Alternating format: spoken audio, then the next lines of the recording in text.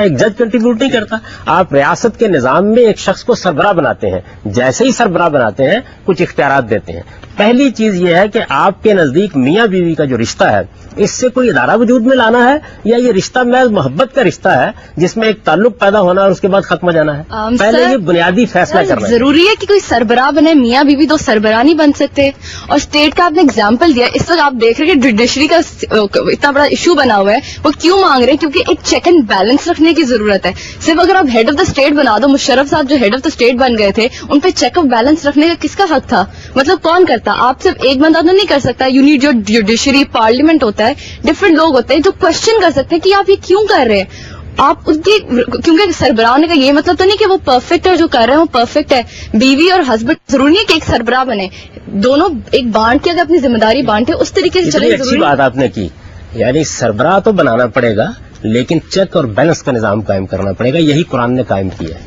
یعنی ایک طرف اس کو سربراہی دی ہے, دوسری طرف اس پر کچھ ذمہ داریاں ڈالی ہیں, معاشرے کو انوالو کیا ہے, اس کی تعدیب کے انتظامات کیے ہیں, یہ بتایا ہے کہ اگر وہ سرکشی اختیار کرے تو سوسائٹی کو کیا کردار ادا کرنا چاہیے. یہ چیک اینڈ بیلنس ہی ہے.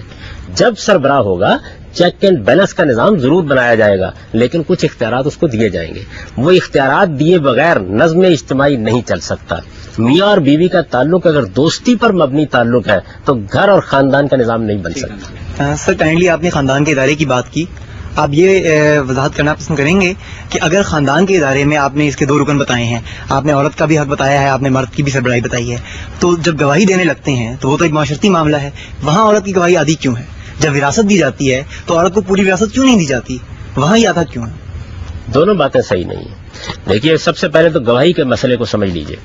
گواہی کا معاملہ یہ ہے کہ ایک گواہی وہ ہے جو واقعاتی بنیاد پر دی جاتی ہے. کوئی ڈاکہ پڑا ہے, کوئی چوری ہو گئی ہے, اس میں عدالت گواہ طلب کرتی ہے. اس موقع پر کون موجود تھا؟ ہو سکتا ہے مرد ہو سکتا ہے عورت ہو سکتا ہے کوئی بچہ ہو سکتا ہے کوئی گواہ نہ ہو, سرکمسٹانشل ایویڈنس ہو.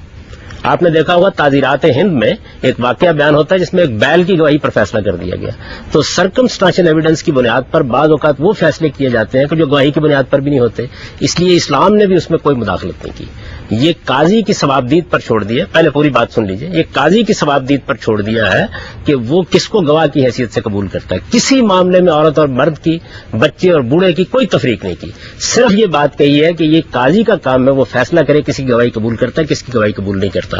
گواہی کی ایک دوسری صورت وہ ہوتی ہے جس میں میں کوئی دستاویز لکھتا ہوں, اس کا قانون سے کوئی تعلق نہیں ہوتا. مجھے ایک معاملہ کرنا, میں نے آپ سے چند پیسے ادھار لیے ہیں, میں نے کوئی مکان کا سودا آپ سے کیا, مجھے ایک دستاویز لکھنی ہے. اس دستاویز کو لکھتے وقت قرآن مجید یہ کہتا ہے کہ گھر میں کام کرنے والی عورتوں کو اس میں ملوث نہ کرو, بہتر یہ ہے کہ مردوں کو گواہ بنا لو. یہ بالکل ایک دوسری چیز ہے. یہ تو ایک معاشرتی ہدایت ہے, اس کا کوئی تعلق قانون سے نہیں ہے. نہ قانون اور عدالت میں کسی آدھی گواہی کا یا پوری گواہی کا کوئی سوال ہے. قاضی کا کام ہے وہ گواہی قبول کرے, قاضی کا کام ہے گواہی کو رد کر دے. ہو سکتا ہے 10 مرد ایک عورت کے خلاف گواہی دے, اور پھر گواہی تو آج دنیا میں بہت تبدیل ہو گئی. آپ تو آپ کی انگلیوں کے نشانات گواہی دے رہے ہیں, کیمرہ گواہی دے رہا ہے, میڈیکل رپورٹ گواہی دے رہی ہے, پوسٹ مارٹم کا نتیجہ گواہی دے رہا ہے. تو یہ معاملات جتنے ہیں یہ سب قاضی کی ثوابدید پر ہے. قرآن مجید کی جو آیت ہے اس کا کوئی تعلق قانون سے نہیں ہے, کوئی تعلق عدالت سے نہیں ہے. وہ مجھے اور آپ کو بتا رہی ہے کہ گھر میں جو کام کرنے والی خواتین ہیں ان کو عدالتوں میں گھسیٹنے سے اجتناب.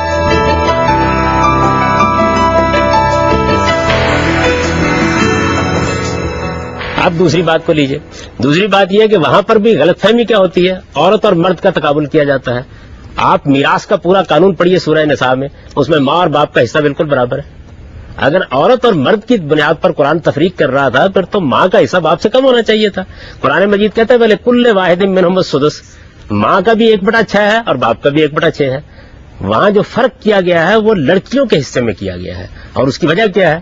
اس کی وجہ جاننے سے پہلے یہ جاننا چاہیے میراث کا قانون مبنی کس چیز پر ہے. دیکھیے بات کیا ہے, بات یہ ہے کہ میں دنیا سے رخصت ہوتا ہوں, رخصت ہونے کے بعد میری جائیداد ہے یا میرے پاس کچھ روپیہ ہے, اس کو تقسیم ہونا ہے, کس کے پاس جانا چاہیے؟ پہلا سوال یہ ہے. عام طور پر انسانی عقل کہتی ہے کہ قریبی رشتہ داروں کے پاس جانا چاہیے. قریبی رشتہ دار کون کون سے ہیں؟ آپ کی اولاد ہوگی, آپ کے ماں باپ ہوں گے, آپ کے بہن بھائی ہوں گے. ان کو تقسیم کرنے کے لیے کس تناسب سے دیا جائے اس کا فیصلہ کرنے کے لیے انسانی عقل کے پاس کوئی بنیاد موجود نہیں ہے. چنانچہ اللہ تعالیٰ نے اپنا قانون دیا.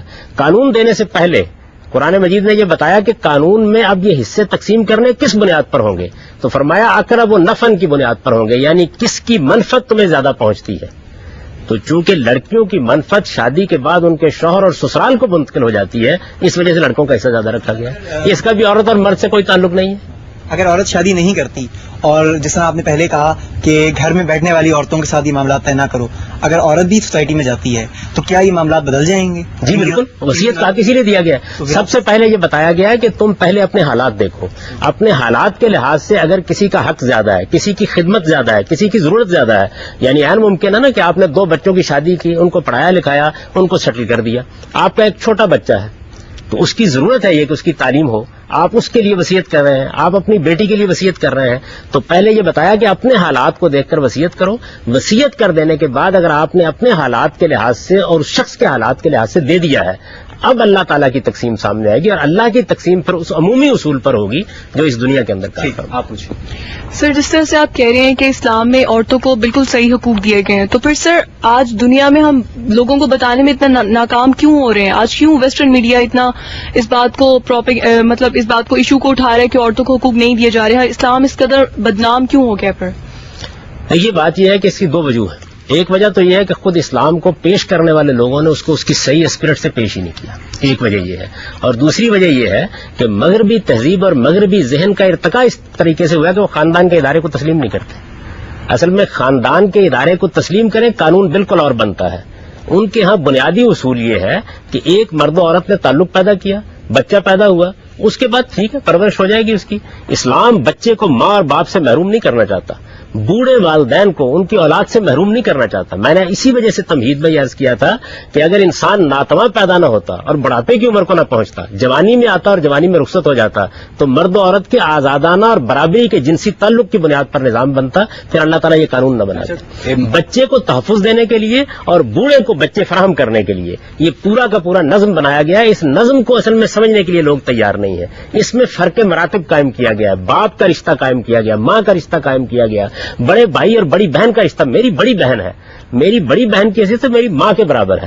وہ میرے منہ پر تھپڑ مار دیتی ہے، وہ مجھے تنبیہ کرتی ہے، وہ مجھے تعریف کرتی ہے، میں اس کو اپنی عزت سمجھتا ہوں. یہ اصل میں وہ تہذیب تھی جو اسلام نے قائم کی. اس تہذیب کو جب تک آپ پوری طرح نہیں سمجھ لیں گے، نہ آپ کی سمجھ میں بیوی اور میاں کا رشتہ آئے گا، نہ اولاد اور والدین کا آئے گا. مغرب میں تو والد کا بھی تعریف کا حق ختم کر دیا گیا ہے. تو یہ بات ہمیں سمجھانی ہے. میں آپ سے گزارش کروں گا ایک لمحے کی، ہماری تہذیب میں اور ان کی تہذیب میں 3 بنیادی فرق ہیں، ان کو نوٹ کر لیجئے. اس پر ہمیں لڑنا ہے اور جنگ کرنی ہے پوری قوت کے ساتھ. ایک فرق مراتب کا، ہم رشتوں میں فرق کے قائل ہیں، اس کو انسانیت کی ضرورت سمجھتے ہیں. یہ جانتے ہیں کہ اس کے بغیر انسانیت برباد ہو جائے گی اگر یہ فرق قائم نہ رکھے گئے.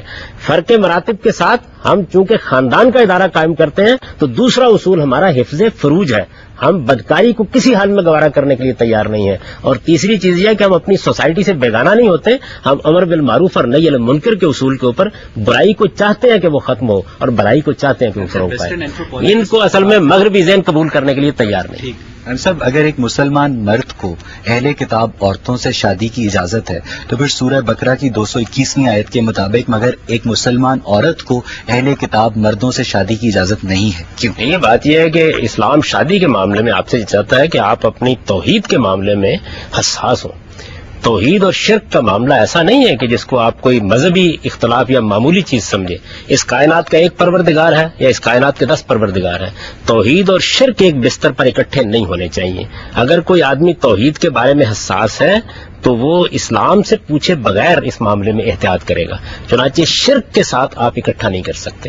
تو قرآن مجید نے اصل بات یہ کہی ہے، وہاں مذہبی بنیاد پر گفتگو نہیں کی، بلکہ یہ کہا ہے کہ کسی مشرک کے ہاں کسی مسلمان عورت کے لیے کوئی گنجائش نہیں ہے اور کسی مشرکہ کے ساتھ کسی مسلمان مرد کی شادی کے لیے کوئی اہل گنجائش کتاب عورتوں سے تو شادی میں وہی عرض کر رہا ہوں.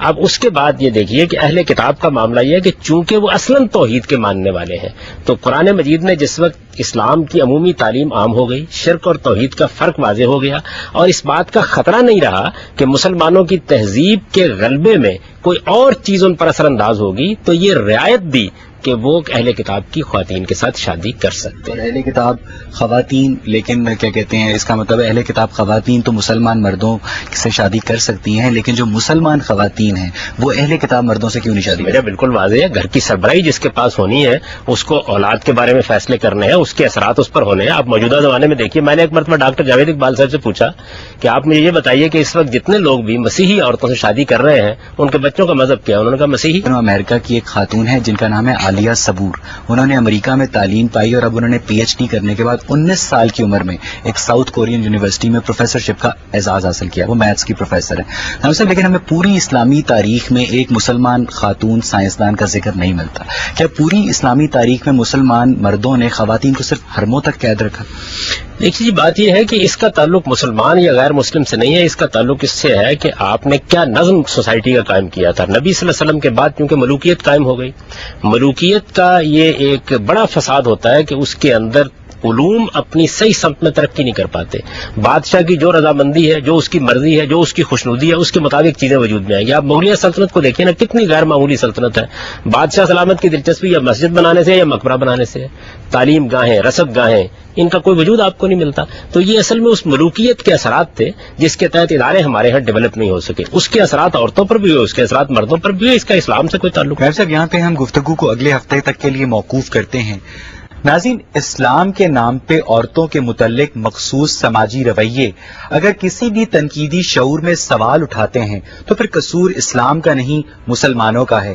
اور ویسے بھی 21ویں صدی کے لاہور کو 8ویں صدی کے بغداد میں تبدیل کرنے پہ اصرار نہ صرف اسلام کی اجتہادی روح کی نفی کرتا ہے بلکہ عورتوں کے ان بنیادی حقوق سے پہلو تہی بھی کرتا ہے جن کی فراہمی کو پیغمبر اسلام اور خلفائے راشدین نے خدا کے احکامات کی روشنی میں یقینی بنایا. اور اب سوال محکومیت کا نہیں مظلومیت کا ہے، کیونکہ عورت مذہب کی وجہ سے محکوم نہیں بلکہ سماج کی جہالت کی وجہ سے مظلوم ہے. اگلے ہفتے ہم اسی پروگرام میں اس گفتگو کو مزید آگے بڑھائیں گے. تب تک کے لیے مجھے اور پروگرام غامدی کی پوری ٹیم کو اجازت دیجیے. خدا حافظ.